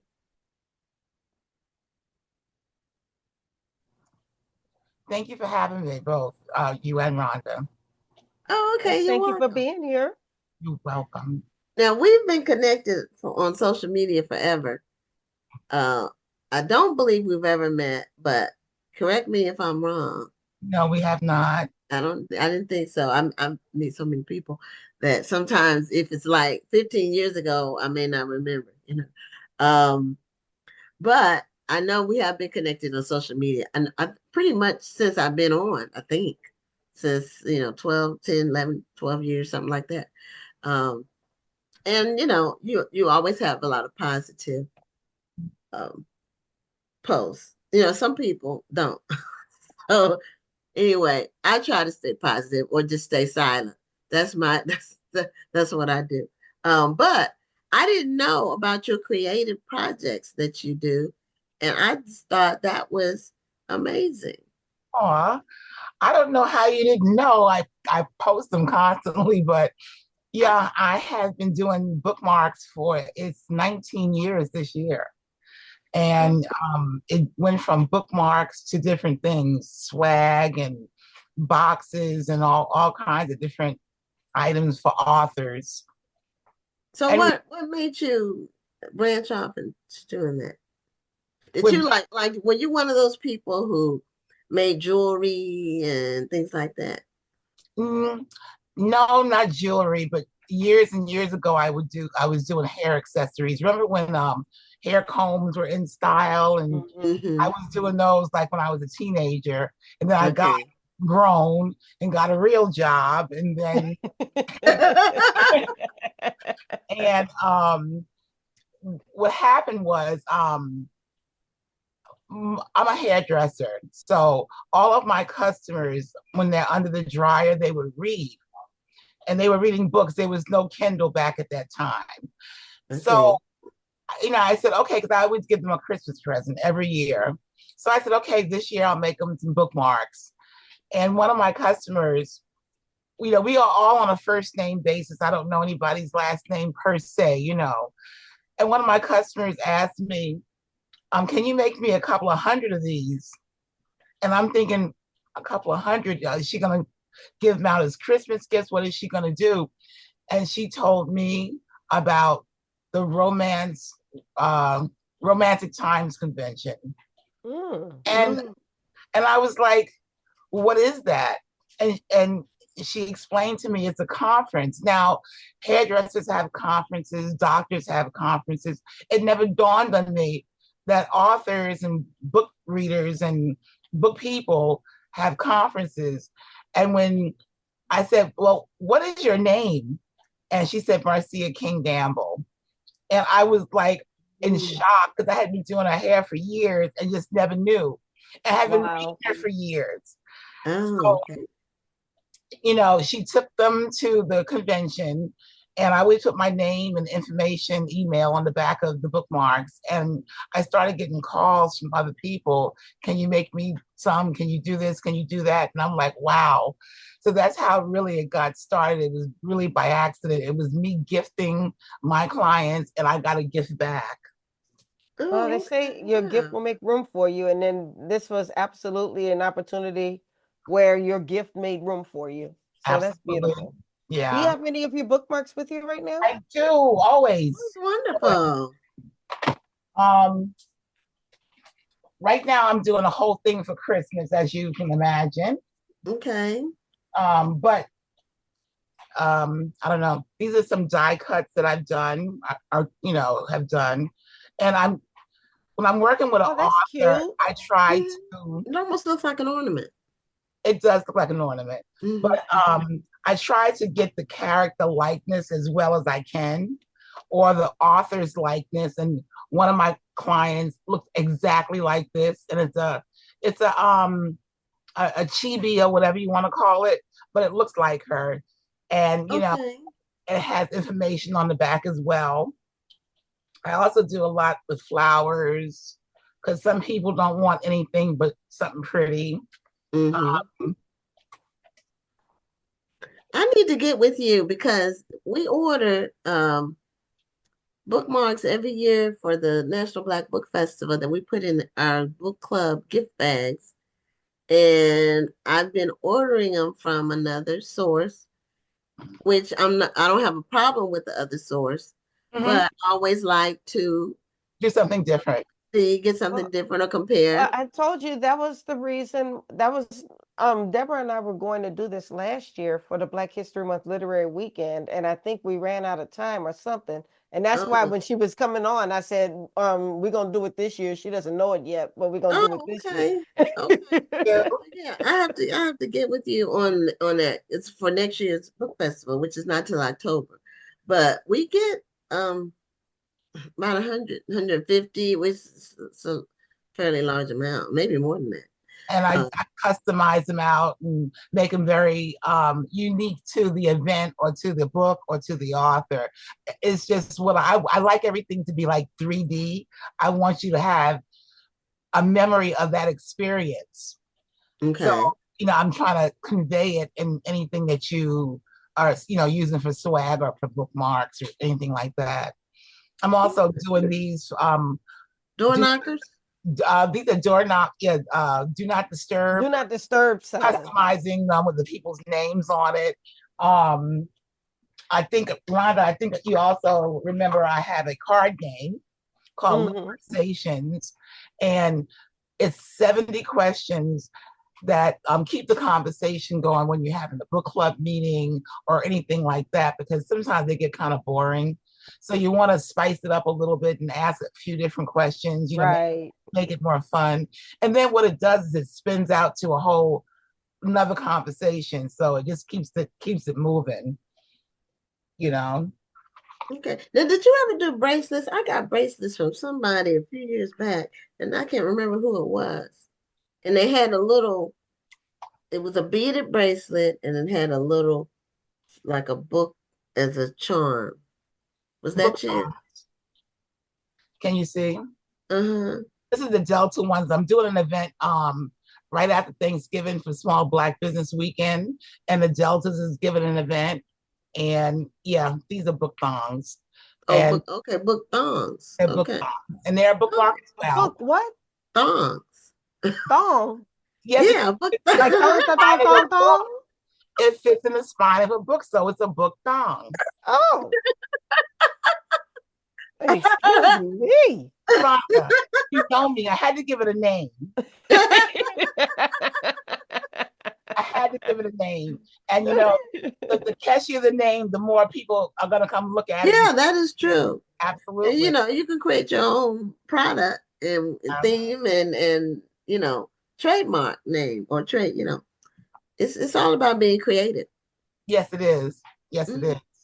But that's nice. It's amazing how something can grow out of something small. It can Yeah. become bigger just based on word of mouth. Word of mouth is the best advertising. Yes, it is. So you also have a book. I do. Think like an author, act like a fan. Yes. Like I said, I've been doing this for 19 years and I've worked with a lot of authors. I mean, hundreds and hundreds of authors. And a lot of them kept saying, you really should write a book about what you do for us. And I was like, yeah, right. I'm never going to write a book. But, I kept notes. I kept notes on post-it notes and different notebooks and napkins and post-it notes everywhere. And COVID hit. And I had to sit home and do nothing. And I said, well, this is a good time to gather up all that stuff and try to turn it into something, Mm-hmm. And, I had a couple of authors that I work with said, we'll help you. And that's how the book came to be. It was a process. I had no idea how much work went into writing a book, the editing, the formatting, the cover, it was like, I'm tired, but I wanted to get it done. And it has become a resource guide, a textbook, a tip book. It's got over 1,000 ideas in there on how to market your book on a budget. Yeah. Mm-hmm. And, authors are not rich, no matter what people think. No. To the contrary. To the contrary. And a lot of them are still working a job, still have a family to raise, and have other responsibilities, so they can't dump every penny that they make into marketing and promotion and Google ads and Facebook ads and all the other stuff. So you've got to find alternative ways to promote yourself. So like I said, in the book, it's got over 1,000 different ways that you can do things on a budget. Now, like I always tell my clients, it may not cost you a whole bunch of money, but it's going to cost you some time. Just setting up certain things, like if you set up your Meta suite with, it's going to take time to organize it and get it where you can just push a button and it'll go out, every day for you. Right. You're going to invest money in certain things, but in the long run, it's going to pay off. Mm-hmm. Yeah. And that's one thing that we try, and I try to impress upon, especially new authors. They most of them completely miss the marketing part of it. Mm-hmm. They think, I've written this book, it's on Amazon. It doesn't work that way. And here the other part of they on think Amazon. if they put it on Amazon, that's all they have to do. Right, they do. And what they need to realize is it's on Amazon with 10 million other books. And I'm not exaggerating on the 10 million. At least 10 million. At least. And so that's like a grain of sand on the beach. Exactly. And I tell people all the time, I sell more product and more books in person than I do online. I will go to a conference and sell out and then come back and look at my website and haven't sold one thing. Mm-hmm. You have to get yourself out there. Let people meet you, check your personality, check out your product, listen to you read an excerpt, convince them with a little swag. You have to do, you have to put the work in. Yes. That's true. Yes. That is very true. If you're not able to travel, do it virtually like we're doing right now. You can do things. There are things you can do that doesn't cost you a whole bunch of money. Right. And but it costs you some money. Because nothing is free. Nothing is free. And so for trouble. It costs for trouble. You're right about that. That kind of just comes, but you have to spend the time and the money, and it takes time. It's not going to happen overnight. No, it's not. And years. I think also people are afraid to ask for help. If you don't understand how to do something, ask somebody, collaborations do work. Well, I'm gonna be fair. I think a lot of authors do want help, but the problem is that there are a lot of pretenders out there, or a lot of people who want to use you for practice. They don't know what they're doing, but they're gonna market themselves as a marketer, or they're gonna market themselves as an expert because they need their first person to practice on so they can get Correct. that experience. Correct. And I don't mind helping a person else. Everybody needs a first. But tell me that. Don't make it seem like you know what you're doing if you don't really know what you're doing. Exactly. And I needed to see examples when Right. people, because people will come and say they can help us with our numbers on Facebook or Instagram, and then I look at their page and see how many they have. Right. So if you're not helping yourself, then how you gonna help me? This is what. Exactly. Because they're too busy helping other people, Gwen. Okay, so that's. But also sometimes, I'll see something that an author is doing and she's not doing it well, or she could do it better, and I'll message her. And some people take it. Some people tell me to mind my business. Some people will use whatever I suggested to them and don't even say thank you. So all that comes, with it. It all, because, like I said, I've had people tell me to mind my business, and the next thing I know, exactly what I told them to do is what they're doing, and they're making moves. Mm-hmm. Mm-hmm. Yeah, well, yeah, gratitude is not common. You just have to kind of let it roll off of you in a way, because that's just the way the world is. And a lot of people they really are looking for some quick cash. Yeah, a scheme. Yeah, they're not looking to invest their time and build something. Everybody wants to be like, okay, now we live in an instant age where going viral is the goal. So the thing about going viral is that's what's going viral today. What's going viral today? In 2 or 3 days, it'll be something else that went viral. It doesn't last. You're right.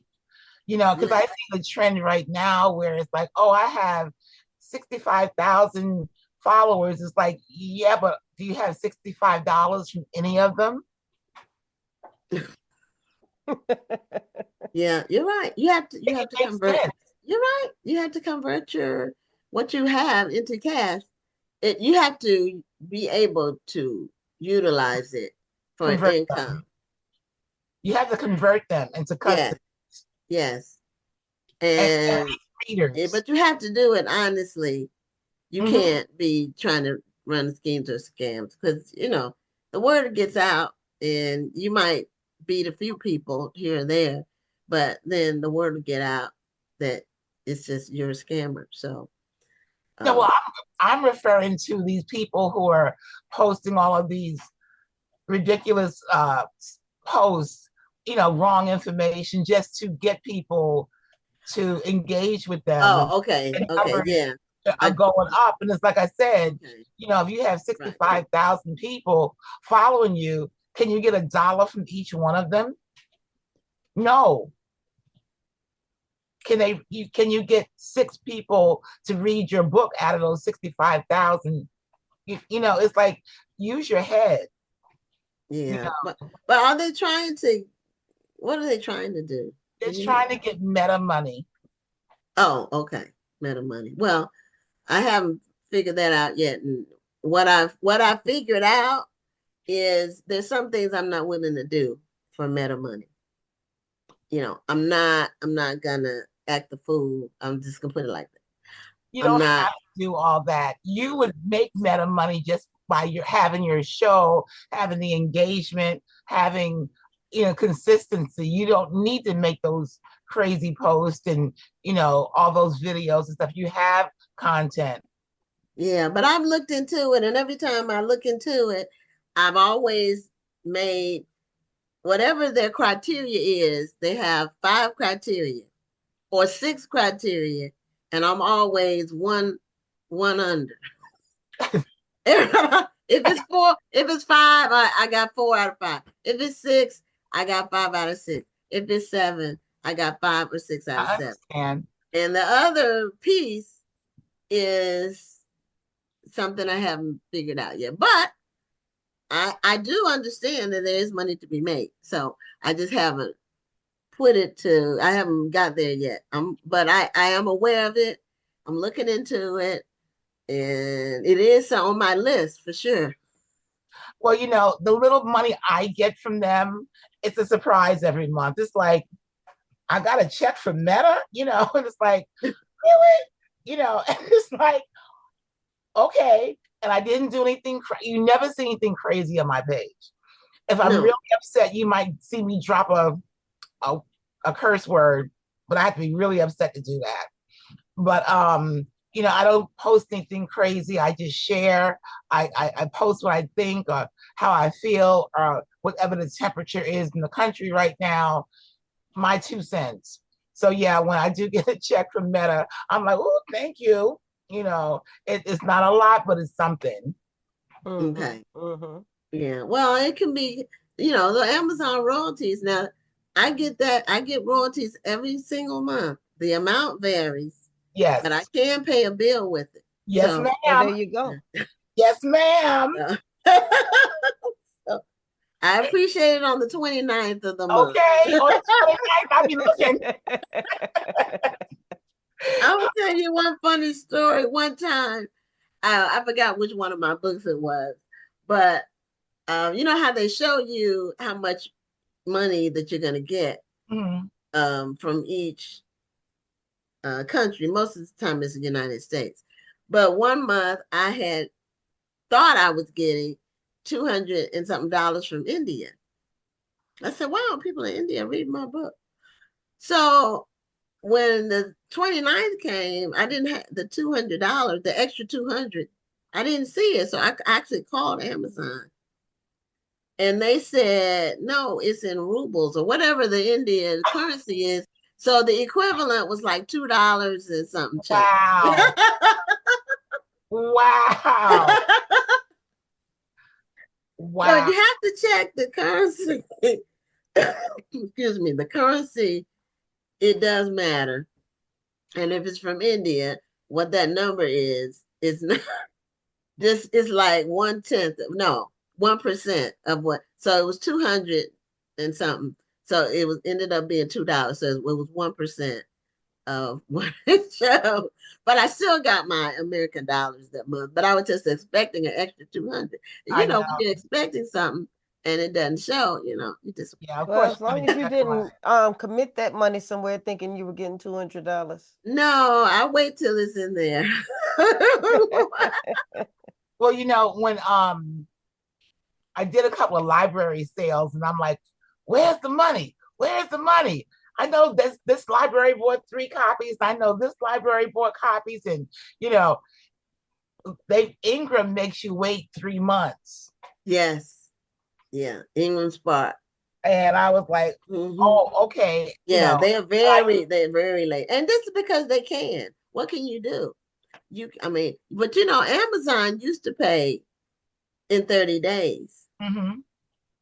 And 5, 6, 7 years ago, I don't remember when it was, they changed it to 60 days. Yeah, when you first start out. No, they used to pay everything in 30 days. Like if your book sales like November, you would get the money in December.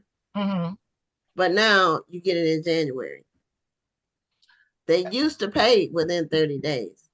Well, we get it. That's what's important. Yeah, exactly. they changed when it it comes because is when it comes. Yeah, at least you know you're gonna get it. It does hit your bank on the 29th, unless it's the weekend and then it hits on Monday. So it's consistent. But that's also awesome to have books that you can mail out yourself, you know, because I keep at least 25 to 30 books at the house just to make sure if somebody wants the book, I mail them right out, you know. Right. Well, it's more money. I think that also kind of depends. I prefer not to do that only because I know my schedule.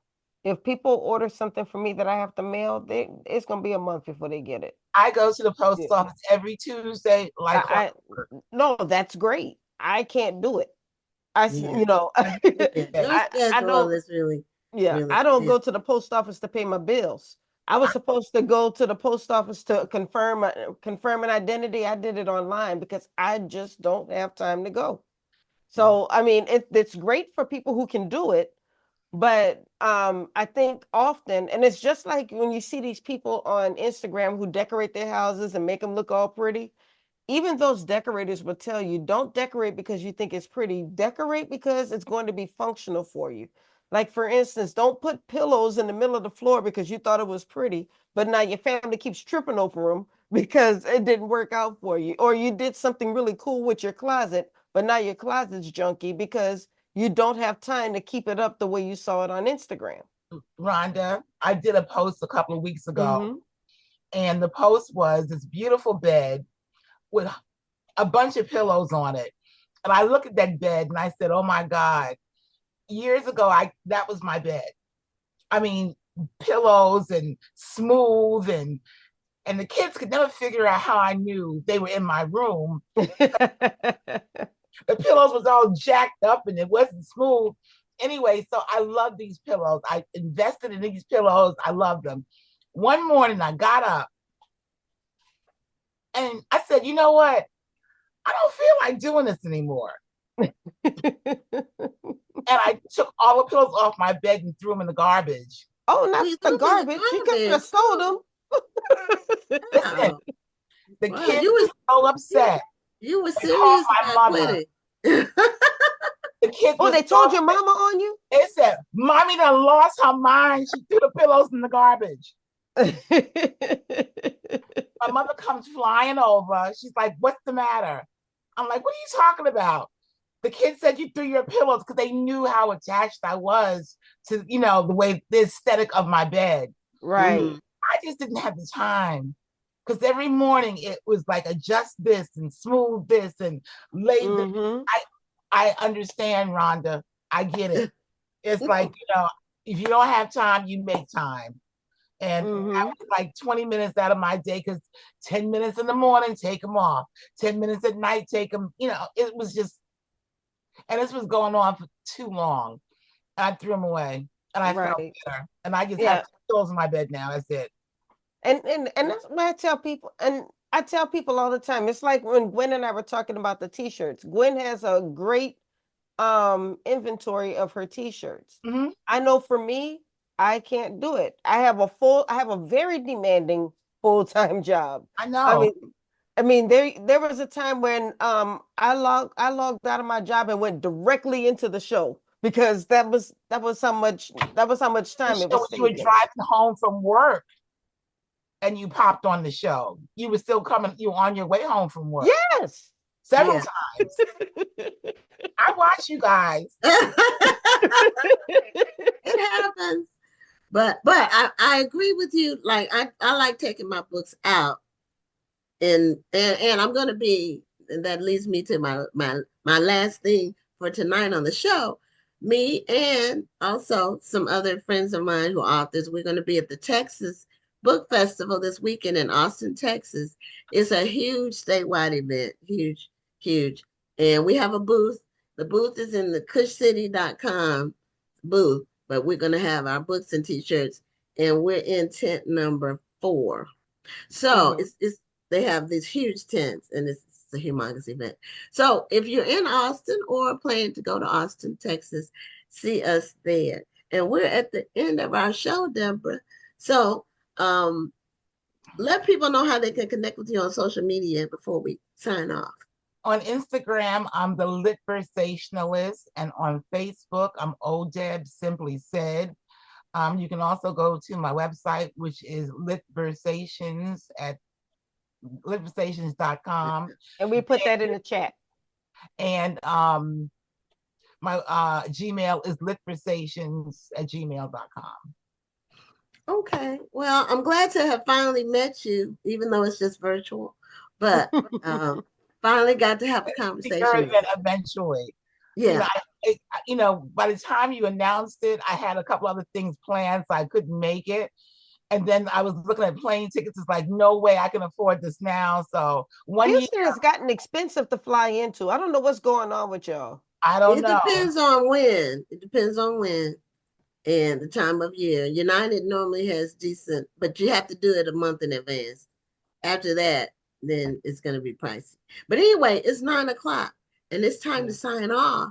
So we're going to say good night, and we'll see you all next Tuesday on another episode of Black Authors Matter TV. I'm Gwen Richardson signing off. And I'm Dr. Rhonda Lawson. Have a wonderful evening and a great week. I'm going to call you, girl. Okay.